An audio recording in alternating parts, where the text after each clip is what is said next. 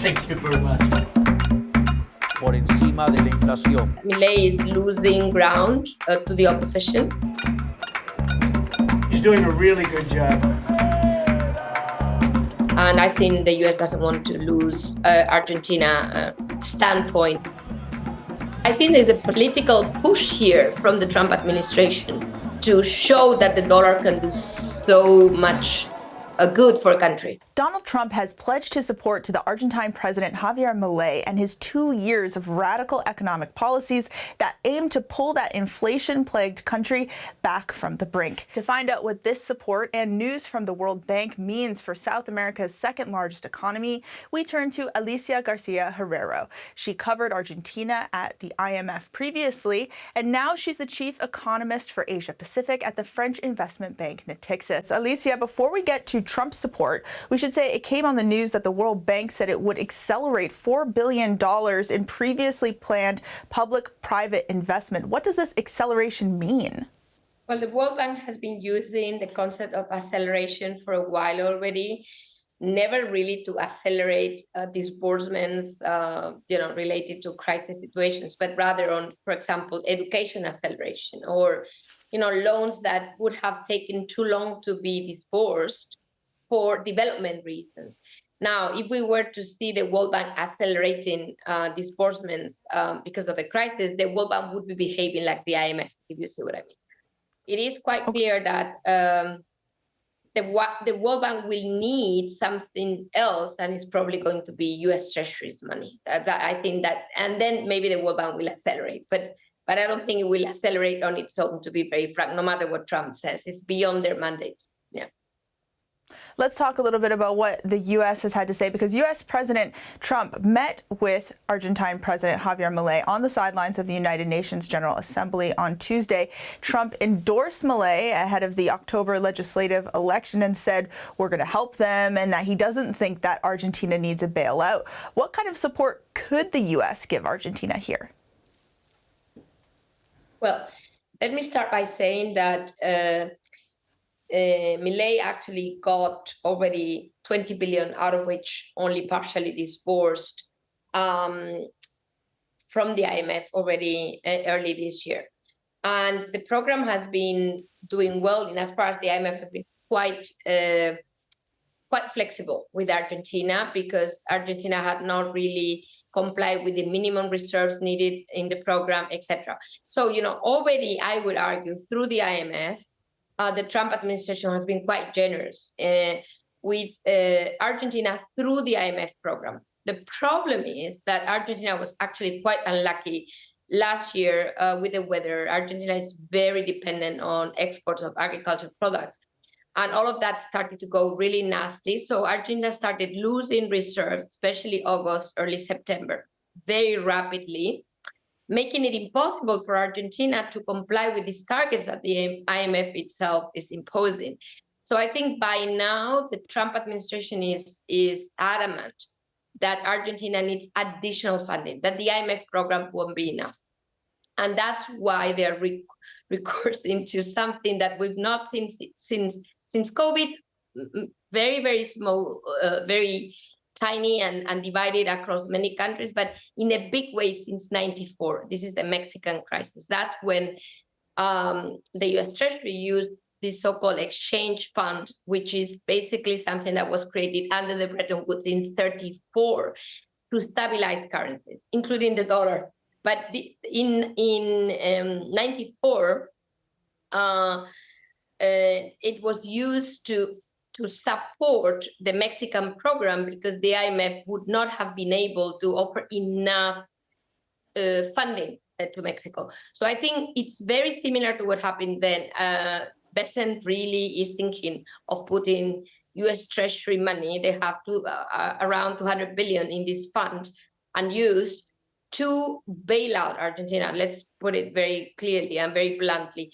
There's a lot of think tanks, the Peterson, arguing that, gosh, I mean, are we going to start creating moral hazard with Argentina again? This has happened with Mexico, and Argentina is at its 23rd program with the IMF. So, there is a lot of course, criticism about the possibility of using U.S. money for Argentina for obvious reasons. Yeah.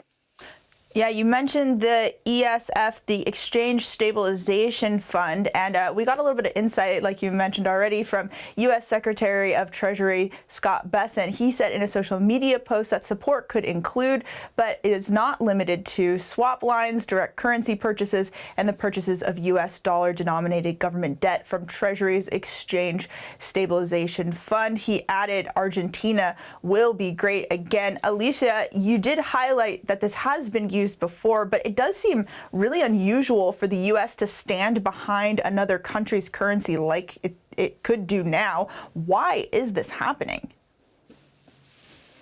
Well, it's very political. And as you said, what Bessent has said, I frankly think it's more than what the U.S. pledged at the time for Mexico. Not so much the size, but the intent. Why? Because buying sovereign bonds from Argentina is really a direct support. While at the time, it was basically part of the IMF bailout. It was an addition to the IMF bailout. So it's quite different. It's much more intrusive, if you see what I mean. The swap lines are a little bit different because, as everybody knows, the Fed has swap lines with a number of central banks. Brazil is one, for that matter, because it's considered systemic. Argentina is not systemic. Yeah, South Korea has a swap line. Singapore has a swap line. So, these are systemic countries. Why Argentina? Why would Argentina get a swap line? There you go. Remember that Argentina has a swap line from China, as many others, but as opposed to many others, Argentina has used the swap line, has actually withdrawn from China's swap line around 5 billion to again support the IMF bailout, but independently from the bailout. This is totally bilateral between China and Argentina. And we also have to realize that Milei is losing ground to the opposition. Kirchner is back, and this is bad news for the US in terms of influence, geopolitical influence in Argentina versus China. China would have enormous influence with Kirchner, and I think the US doesn't want to lose Argentina's standpoint and support within the region.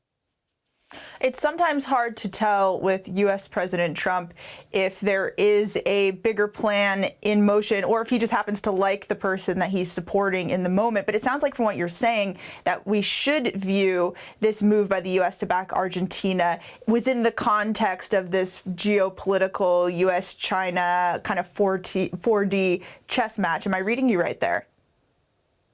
Yeah, you are. I think there's two things. There's the ideological aspect. Milei is obviously very similar, if you want, in terms of right-wing ideology, liberalism. Although, sometimes Trump doesn't behave that way. But, it's the same rhythm. Maybe it's not the same music. But beyond that, Milei, although, he's been more accepting of China because of the swap line and the need to withdraw, ultimately, he's always been quite critical compared to Lula, compared to many other leaders in the region. So I think the U.S. really sees Argentina as a wall, if you want, because all of these surrounding countries, look at the U.S. relations with Lula. It's like very clearly negative. Yeah. So would Lula get managed to be supported with an ESF withdrawal? Like as Mexico in '94, Argentina possibly today? No way. So it is political, and it's also that, if you want, China's shadow in Latin America that is really worrying the U.S. We've seen some serious crises in Argentina, including at the turn of the millennium. Do you think this present situation is just as bad? Well, 2001, I went through that one, 94 also. So they're all very different crises. So in 94, Argentina had something which was pretty difficult, the currency board that had to keep on keep basically a fully fixed exchange rate, and that was and a dollarized economy. So it was impossible basically it was unsustainable.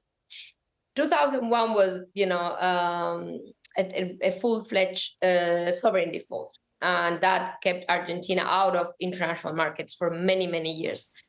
I think this time around, I feel like, wow, I mean, Milei did a lot of difficult things. Frankly, it stabilized inflation. It's of course still high, but much less. Stabilized the currency. There was a lot of confidence until early this year. And then things started to go nasty. It is still, as I said, Argentina is very dependent on agriculture exports. They had a bad year, but also politics.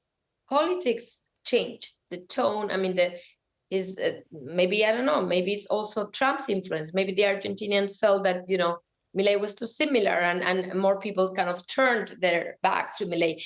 What is very clear to me is that this time around, the difference is Argentina was actually getting out of a crisis, and it kind of is entering a new one, if you see.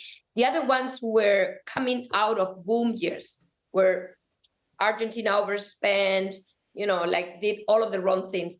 Now Argentina was reducing expenditure massively, very rapidly, and suddenly we have this lack of confidence in the market, a huge discontent, stock market collapsing, loss of reserve. But there's no major trigger, if you see what I mean. They were on the path of recovery. So it is a very different, if you ask me, very different event from 2001 or 94. Let's talk about inflation, because that's long been a big problem in Argentina. In recent weeks, the Argentine central bank has stepped in to try to stave off further weakness in the peso, spending $1.1 billion of its precious reserves last week to buy pesos. Now, looking at Milei's drastic austerity program and how it balanced the budget and slashed annual inflation, we can see here that there was a peak of 292% inflation in April 2024, and that went down to 34% in August. Alicia, still double digit. Can we consider that massive decrease a win? Well, having worked at the IMF, I learned something because I did work with the kind of hyperinflation or high inflation countries. It's actually easier to reduce inflation from triple digit to double digit, because you introduce austerity. The minute you anchor your expectation, it kind of goes down very aggressively. But it's very hard to reduce sticky inflation once you get to 30, 20, even 10. It's very hard because it's fully understood that is more sticky. That is that you can anchor your wages, your prices. When there's hyperinflation, you don't even know which price to put on the menu, because it's so actually I would argue that the problem Milei has had is that at that level of inflation, 30 is still dramatically dangerous for any government to stay there, because the households are losing purchasing power as we speak, and even more obviously because that inflation is well understood. So I think what has been missing here is to keep the stabilization at a much faster pace, so that they would have reduced inflation to a single digit. And I think by doing that, by staying there, people have lost confidence in the government's ability to really stabilize prices. 30% is not stable prices, as you can imagine. So I think that's where the problem lies. And yes, and of course, there's been a lot of impoverishment, if you want, of the middle class because of this drastic reduction in inflation. Lots of people have been, of course, laid off from the government because they have to reduce the fiscal deficit. So, you can't expect people to accept this for too long. That's basically my point. And maybe this is why we're having this reversal and this crisis again in Argentina. In light of that, do you think that the government has focused too much on inflation and let other parts of the economy just fall by the wayside? Well, I think if you have such high inflation, you need to do this because you can't fight inflation slowly. That's what I'm trying to say here. Is that it has to be really painful but very quick. If anything, I think the Milei administration probably took a little bit of respite, and by doing that, they stopped at a level of inflation that was still unacceptable. So for me, the problem was not the focus on inflation. It was actually the lack of focus on inflation once inflation came down aggressively. And that is what is creating all of this discontent, among many other reasons, of course, these political reasons, you name it. But focusing on inflation, I think the problem was the time needed to reduce it. Argentina is a dual currency economy using both the peso and the US dollar. Do you think that that's part of the problem here? Well, there's other currency boards. Let me bring this comparison. Argentina was even more dollarized. I mean, officially, in the sense that you could have dollar deposits without any limit under a currency board for many years, and then it collapsed, and they had to this was so-called corralito. So basically, stop the withdrawals of deposits by households, corporates, you name it, and then dollarization became less pervasive because you just couldn't. There were regulations against. What is better? Let me give you the example of Hong Kong. Hong Kong has enormous amounts of dollar deposits, even RMB to a lesser extent, and it has a currency board. So what's the difference between Argentina and Hong Kong? Very simple. And by the way, Hong Kong is not doing well on this one, but not to the level of Argentina. It's the fiscal strength. You need a strong fiscal position to keep dollar deposits. People need to believe you can pay back. The minute, and of course, you need a lot of reserves. Yeah, Hong Kong has enormous amounts of reserves. Argentina has barely 20 billion. So, it's just you can't run a system with dollars in your banking sector without dollars in the central bank. That's Argentina's problem. That is not Hong Kong's problem today. President Milei has supported full dollarization, but from what I'm hearing from you, it doesn't sound like that would be a silver bullet in this situation. Well, let me give you the example of Ecuador. Yeah, Ecuador also at the time when Argentina actually exited the currency board and defaulted, so very close to that date, Ecuador also defaulted. It was, however, like a structured kind of default and then fully dollarized. Panama dollarized much earlier. So, there's countries that opt for dollarization. But generally, I would argue, Panama is a financial sector. As you tell me, Hong Kong dollar respect to the dollar is an exception. But Ecuador, has it served well? I would argue maybe not, because you lose any flexibility on your monetary policy, on your exchange rate policy. So, if you have a shock like Argentina recently with the agriculture sector, maybe you need to depreciate your currency. In fact, the IMF insisted during the program, one of the key issues was that the peso had to be very flexible to absorb the shocks. And I think the central bank was probably a little bit worried that this would make people uncomfortable and reserves would leave the country. So, fear is actually called fear of floating. Ricardo Haltman. So it's a very famous thing in among Latin American economies. You fear the float because you know that people are not going to believe that this is a two-directional move, that it only goes down, it only depreciates. So people fear and then they take the money away. So I think Argentina was in that situation. But if you ask me, had they depreciated the currency more, maybe they would have actually managed to export more and they wouldn't have they wouldn't have ended up in this big crisis. So that I would say no dollarization for Argentina. To make a long story short, I don't think that's the best currency regime they should choose. But, and I finish here, Trump is saying this for a reason. The whole world is thinking we're all de-dollarizing. Well, Argentina is dollarizing, you see? I mean, Trump wants examples of countries that actually take the dollar because the whole theme in the emerging world is away from the dollar. People sometimes even fear that Hong Kong will depeg from the dollar. So, I think there's a political push here from the Trump administration to show that the dollar can do so much good for a country, including accessing the exchange stabilization fund that the President is ready to use to show its strength. Not only China has currency swaps. I have money for you. The dollar is still strong. All of this. I think this is very important to understand what's happening with Argentina and Trump. That's an interesting point, this idea of dollarization standing against the tide of so many other countries de-dollarizing.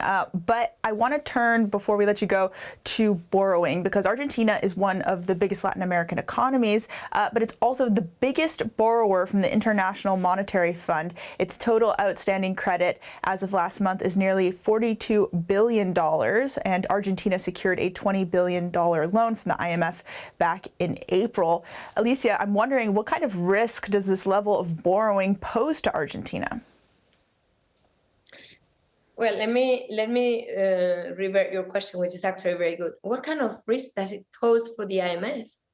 Argentina is the largest, basically, borrower, i.e., its largest client. Yeah, isn't it? It's around, I can't remember whether 24 or 30%.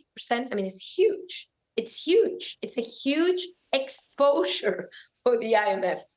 So I guess the IMF wouldn't mind, to be very frank, that President comes with a little present, because that means that the US itself cannot afford a default by Argentina, that the US is putting money, bailing out an economy that is the largest client of the IMF. So if I were the IMF, I would be cheering. So that's something the IMF really needs. So this explains also, in my humble opinion, why the IMF program was basically quite easy to get for Argentina, even if the targets weren't really there, as I mentioned before, because it's just impossible for the IMF to afford a default by Argentina, given exposure. Alicia Garcia Herrero, Latin America expert and Natixis economist, thank you for joining us. Thank you.